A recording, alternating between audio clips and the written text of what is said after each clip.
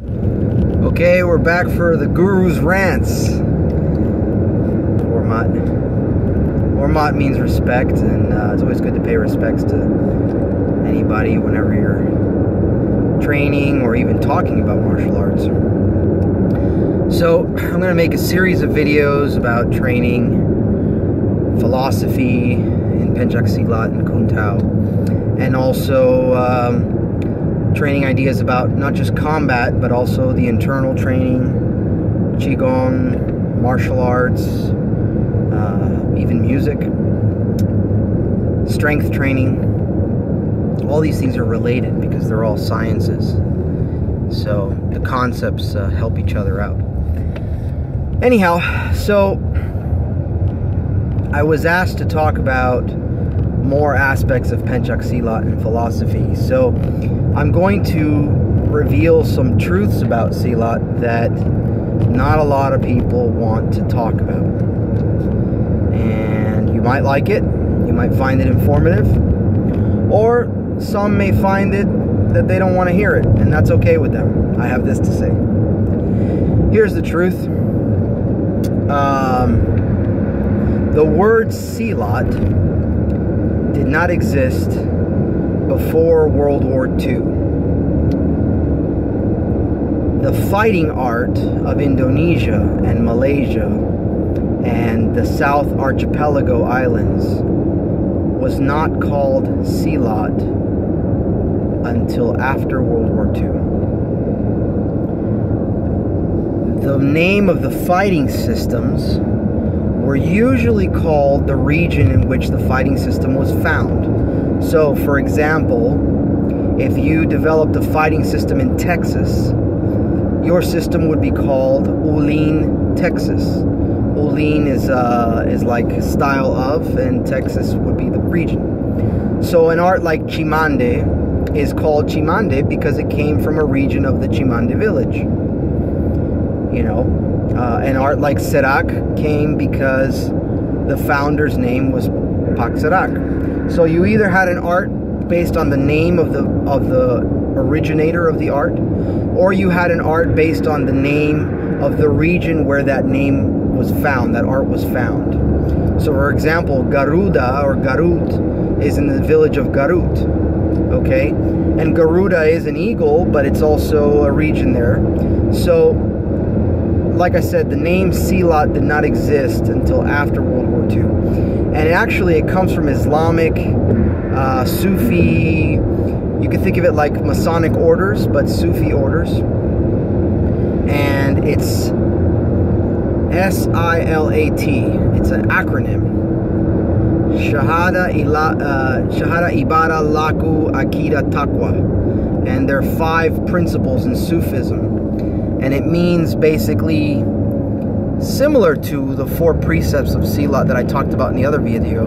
It means how you devote yourself to the Creator, how you devote yourself to your training, how you devote yourself to the earth, how you devote yourself to your loved ones, and how you protect the innocent, and how you protect those around you. So this came from old Sufis that were called the Wali Songo, that concept. And there were 9 of them that brought the Sufi aspects of Silat from the Middle East down to Indonesia. So that's where you get the word Silat from. That's one of the ways you get the word Silat. The word Pentjak Silat actually originally goes back to China, to southern China, and to Hakka, the Hakka people, and it was Pentjak Silat. And Pentjak is like a Chinese boxing, basically. It's a type of boxing and hitting. And Silat is how you fight, or science of fighting, or martial way of fighting. There's a more in-depth translation which I'll give you on another video at another time. But it's important to know the roots of the art if you're training it, and understand that the entire world has influenced Pentjak Silat.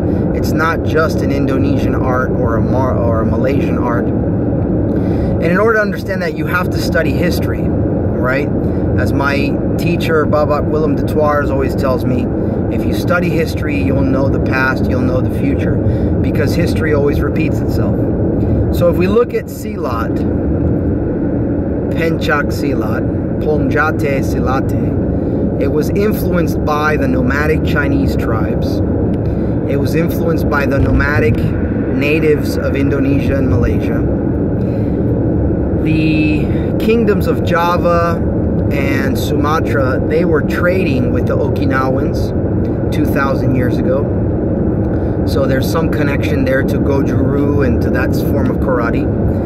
They were also training with the Buddhist monks and the Taoist monks all over Southeast Asia and southern China. You had Shaolin going everywhere, so there was also that mix. And if you go even further, there's written history from the Kush tribe in Africa and the Zulu tribes trading with the Sumatrans and trading with the people of Sri Lanka. You also have people trading from India to Indonesia prior to the Hindu kingdoms. So first you had the native kingdoms, and then you had the Hindu empires, then you had the Buddhist empires, then later came other kingdoms, and then came Islam.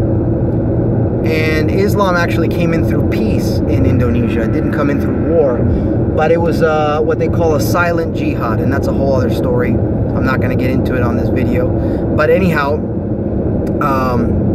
you find Silat all over, from southern China all the way to the natives in Australia. And it's my belief that anywhere where there's jungles, you have a form of Silat. So anywhere there's jungle and there's native warriors, it's some form of Pentjak Silat. And it might have not been called Silat. It might have had a different name. But if you go to the Amazon, you'll find natives that do things similar to the natives in the island of Timor or in different islands of Sumatra and whatnot. Same thing in Africa. If you look at the African martial arts, they look very similar to old school Pentjak Silat, particularly the Minangkabau. You look at capoeira from Angola. Capoeira from Angola looks extremely similar to Sumatran Harimau Minangkabau and Simachan from Java. So about the kingdoms, right? In Java you had the Majapahit Empire that went all the way from Indonesia all the way up to Tibet. That was one empire. And all those royal guards practiced the royal art, which that royal art is what we know today of as Kung Tao and Silat. It was all one art. And the internal martial art community knows that that was when Xingyi, Tai Chi, and Pakwa was one art, which was the way of the fist, or the way, okay? Kung Tao, okay? Then you had another empire. Well, actually, we'll go back to that. The Majapahit Empire, they also had the Vajra fist when the Buddhists came in during the next empire. And you had the Srivijaya Empire, where the main kingdom was in Sumatra. Prior to those, you had a king, Prabu Siliwangi, in Java. He was they called him the tiger, and his style was the tiger style, and he was the tiger king. Supposedly he walked the jungles with tigers next to him because he could dominate the tigers with his mind, with his ilmu, or his rahasya, his ilmu batin. He had the ability to walk with animals, and animals would follow him. Much like the stories you hear in Africa about certain African kings that literally walked with lions and the lions wouldn't bite them. You have stories like that in the Bible and things like that. Anyhow, it's kind of interesting. But Prabu Siliwangi was his kingdom later on. I'm not sure exactly who he fought against, but there was a thing where they tried to get him to convert and leave Hinduism. And oh no, yeah, it was to convert from his native tradition to a religion. And what ended up happening is he defeated the warriors with his soldiers, and they were never defeated, and so they migrated into the jungles. And the mythology is that they turned into tigers, and they're still there. The tigers are still there. So of course this could be myth. You know, who knows what's real and what's not. But all these stories and myths influence Pentjak Silat, because it influences the mythology and the idea, the intent that the Silat warrior is about survival at all times and at all costs. And the idea of like an animal, the spirit can't be broken. The jungle and the animal are together. Okay, so that gives you a little bit of that pointers. Another aspect about history that people don't want to talk about Pentjak Silat, is that at one point you had Alexander the Great went all the way down to Indonesia, and his army, he married a princess from one of the kingdoms there, and his bodyguards, he gave some of them as a dowry to the princess's family, and the princess's family gave Sumatran and Javanese warriors to Alexander the Great. So you had a cross-pollination between Greco-Roman style, Greek and Persian fighting, mixing with the Silats of that time. Okay, then you had, actually that was before the Roman Empire, but then you had later on, there's written history about the exchange between Genghis Khan's grandson, Kublai Khan, who managed to go all the way to Indonesia and also got married down there. They stopped battling down there because they ran out of resources. But his warriors, there was something about a marriage and a trade where some of the Javanese and Sumatran warriors became part of his military, and part of his military stayed down there. So again, you have a cross-pollination of Chinese, Mongolian, Persian, Russian fighting tactics from that time of the world mixing with the Silats in that moment. And then later on, we fast forward in history, we have the same thing occurring when the British, the Portuguese, the Spaniards, the Dutch, they all managed to go over there trying to conquest a lot of the islands, just like they did in South America. Some of them were successful, some of them were not.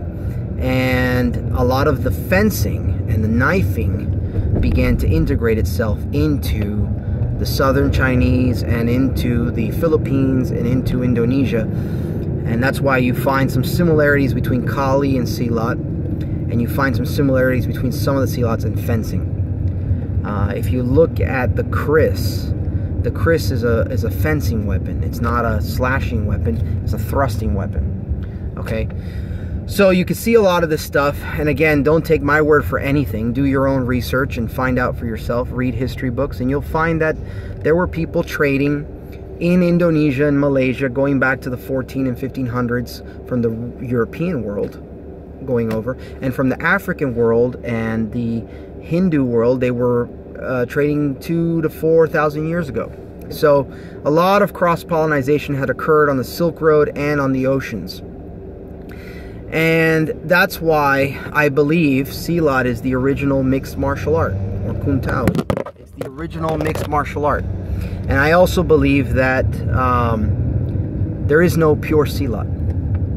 Okay? Somebody could tell you, oh, well, you know, our Silat's pure because it comes from this village. Okay, well, I'm going to make another video about this. There's going to be a part 2. I hope this is informative. I hope you enjoy it. God bless. Take care. Train hard. Bye.